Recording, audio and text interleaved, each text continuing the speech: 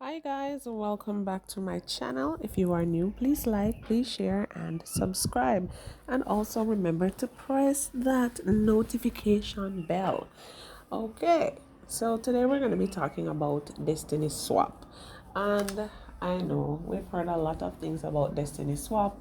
For some people it's scary, like what does this mean? You know, why am I coming up on this information now? And if you're like me, you would have been frustrated because you would have known that this is something that has been happening to you. And it's almost like you feel betrayed once you figure it out, and you come into the information. I know that's how I felt. And I know that's how a lot of other persons felt when they came into the information. But guess what?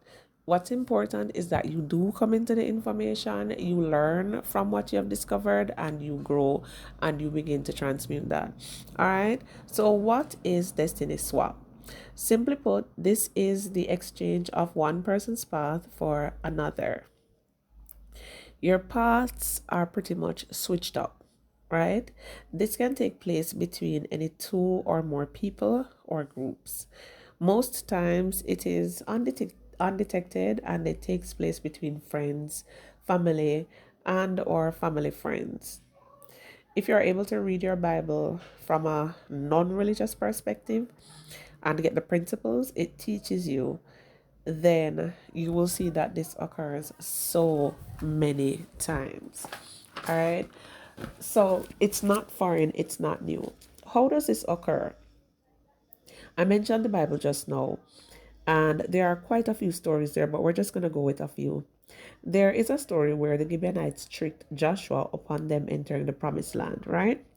And the swap would be that the Gibeonites lived their best lives because of the covenant that they made with the Israelites instead of being completely wiped out as God had ordered, right? This also set in motion a generational curse that was only discovered by David after about 600 years. Did you hear that? 600 years.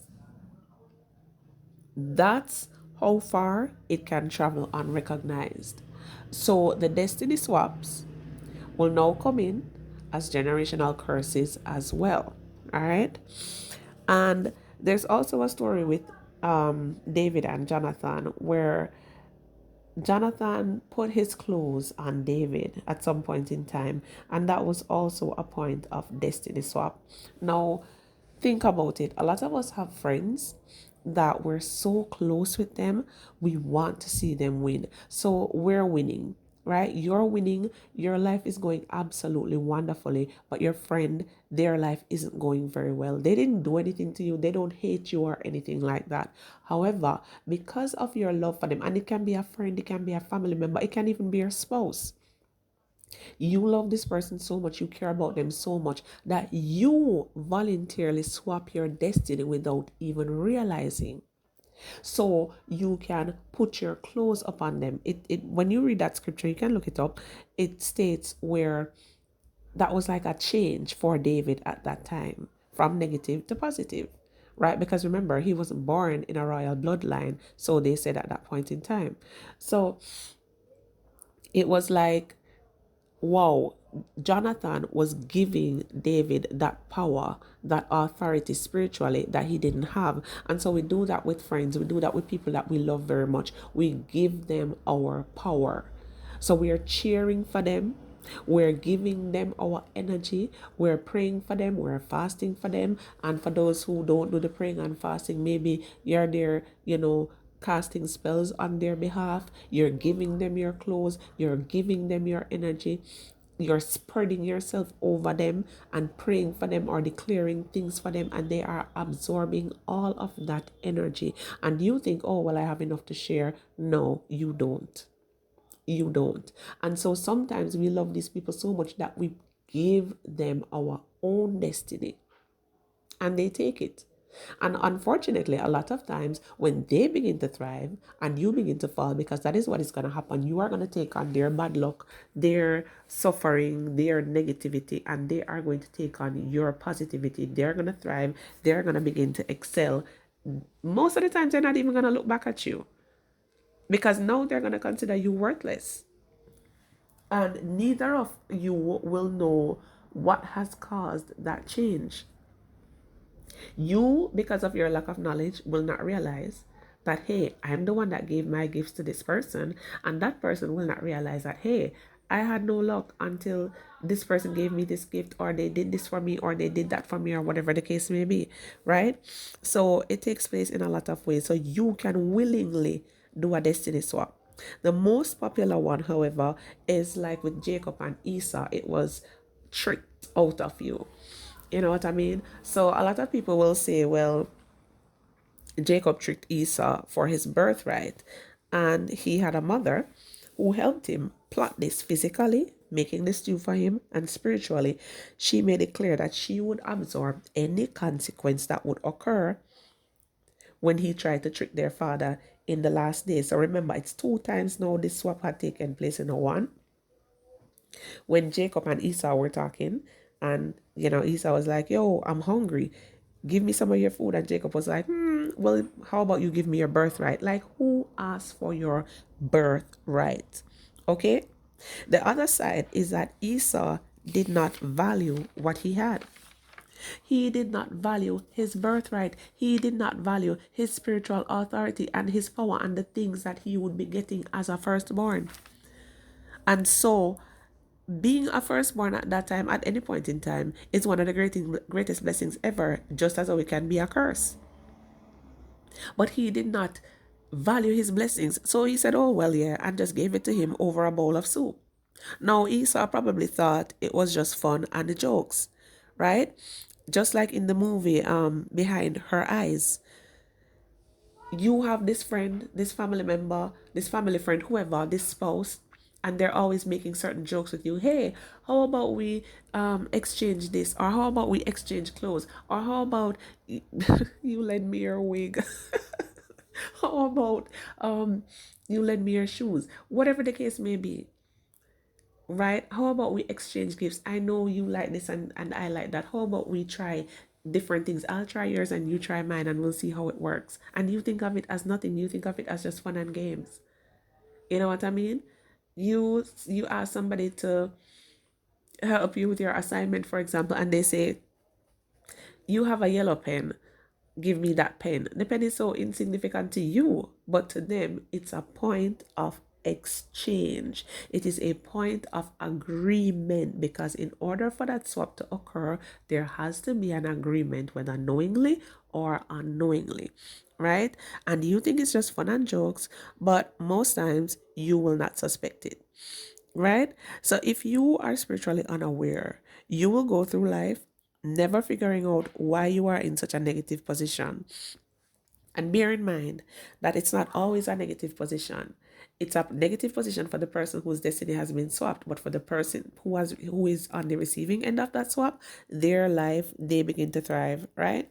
So people will see your family, they'll see your blessings, they'll see your favor, and they want it. And they will swap the destiny of your parents, right? And they'll swap yours, your children. It just depends on how they're doing it. And a lot of them have to renew these vows every generation or every certain amount of years, right? So you will see this one cousin James always coming around every certain amount of time. Now, you will not realize that there's a particular time frame. You just know that every couple of years you see Uncle James. Uncle James comes from wherever, right? Checking on you, checking on the kids. You know what I mean? They'll give you gifts, or hugs and kisses and whatever it is. Because from these evil altars, you have to be able to, there has to be a point of contact. There has to be a point of contact for the exchange, for the swap to take place, right? So sometimes you'll get dreams. And depending on the kind of dreamer that you are, the dream can be very confusing if you're not really aware. And sometimes they're very clear. But because you are not really spiritually inclined, you don't understand. And so you're going to run to somebody to ask them to help you to interpret the dream. whether it's in church or whether you're going to go to a spiritual person, whatever the case may be, right? Because everybody has their different beliefs. And you'll see grandma or Uncle Dookie or Miss Bello or great grandma's best friend coming to you in the dream. They'll give you a ring. Sometimes they'll give you instructions, they'll give you food to eat. And you're not knowing the difference between when an ancestor comes to you for good and when an ancestor comes to you for evil, right? And so, you know, you will think, oh, well, it's no big deal, it's just a dream. If you think you're a victim of this, it can be reversed. Destiny swaps can be reversed. So you don't have to worry about it. You don't have to be crying anymore. Oh my God, oh my God, how am I going to do this? Or why are they doing this to me? Or whatever the case may be. It can be reversed. But you have to, one, be aware of it. Two, you have to know that, okay, this is real, accept it. And then now you sever ties with it. So you can start by declaring that all destiny swaps against you are reversed. Now and throughout all space, time, dimensions, and generations, past, present, and future, for infinity. Right? Remember, death and life is in the power of your tongue.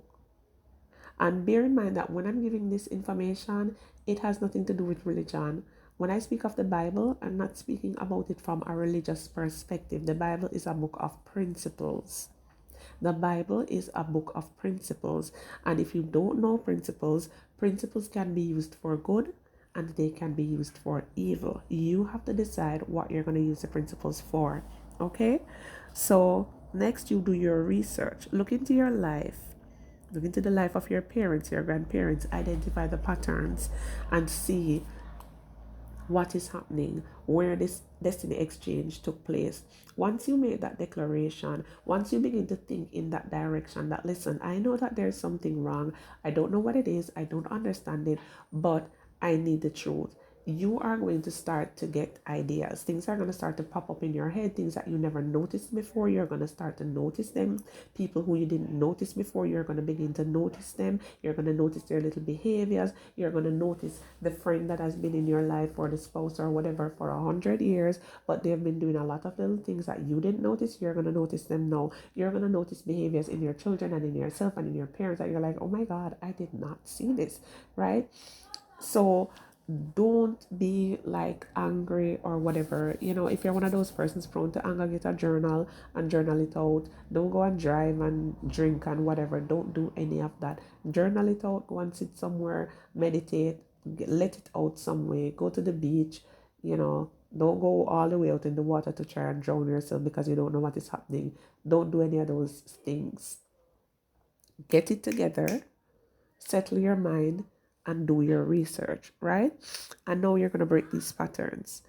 So sometimes you will notice that, let's say, for example, your parents always struggle and say, oh my God, it's a generational curse and whatever, whatever, whatever. But it wasn't coming down the generation.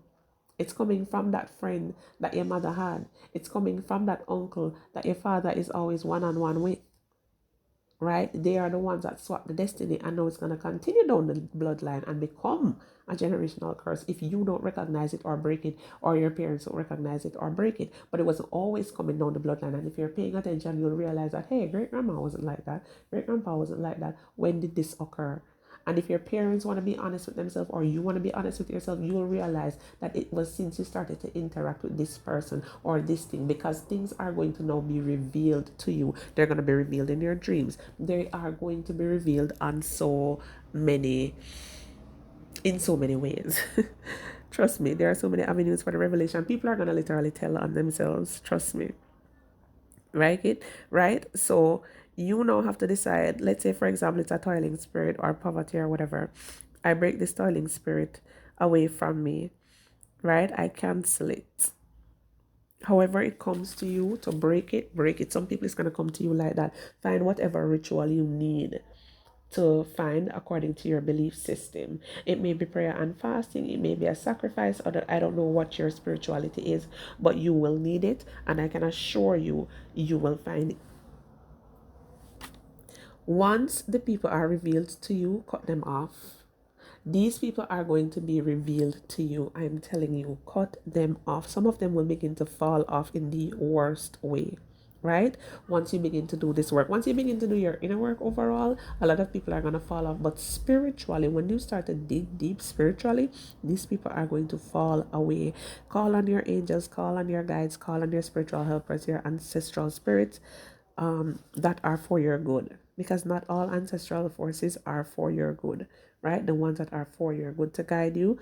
And just be aware, get your words together and start speaking them, start speaking life over yourself, start pulling down these strongholds, start breaking and reversing the point of destiny exchange. Let's say, for example, if it's poverty, I know break all vows that I have with poverty. Every point of destiny exchange to cause poverty in my life, I reverse it, whether known or unknown to me, right? Every evil covenant that I have forged unknowingly, I disagree with it. And a lot of you have forged covenants knowingly, but you just didn't know how deep it went. So you can now say, the covenants that I have forged knowingly, I disagree with them now. I denounce them now. I reject them now. I sever ties with these covenants now. I did not know what I was doing. And through ignorance, I suffered. But through knowledge, I am now delivered. However you want to phrase it, find your own words, or you can just use the ones that I gave you, right?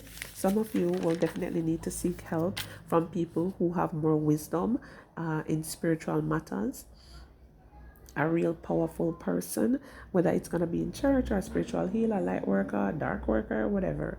Some of you will end up ascending to your higher self, right? Don't be afraid, because this is going to be your learning process, and then you can help somebody else. Don't be afraid. Eliminate fear, beat that bitch up. When fear comes up, just stomp her out. Stomp it out. Break its neck and keep going, right? Because if you are fearful, you will not be able to overcome. If you are fearful that, oh, if I do this, then this person is going to be hurt. They were hurting you and they did not care. They were hurting you for generations. They were hurting you for years. They are hurting you, looking in your face and smiling, and they don't care. Okay? Think about yourself. Think about your kids, and things will feel like it's falling apart. I can assure you, once you start to do this work, things are going to feel, all hell is going to break loose. Okay? But you need to keep going, because you will definitely see the results. There are times when you're going to be alone and you're going to feel as if you're the only person on the planet going through this. No, you are not, right? Keep going. It will make no sense to those around you. Keep going. People are going to laugh at you. Especially if you tell people about it, they're going to laugh at you, even when they know, because they don't want you to come into that knowledge to free yourself. They're going to laugh. They're going to tell lies on you. They're going to begin to hate you. All of those things are going to happen, especially if your parents and grandparents or whoever they were, they're alive and they are the perpetrators. Just know that that might be the end of the relationship with you and them, or it should be the end of the relationship between you and them, unless they choose to repent and turn from it. And it's highly unlikely that they're going to do that, because it benefits them significantly, right? Think about yourself, think about your children, think about the generation to come, and fuck them. Okay? Move in silence when you can, and let the reversal hit them with a big bang. So that's Destiny Swap in a nutshell. You can go and do your own research according to your own situation.